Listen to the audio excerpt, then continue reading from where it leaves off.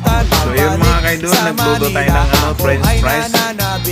Break time muna tayo. Ko sa kanyang mga halik.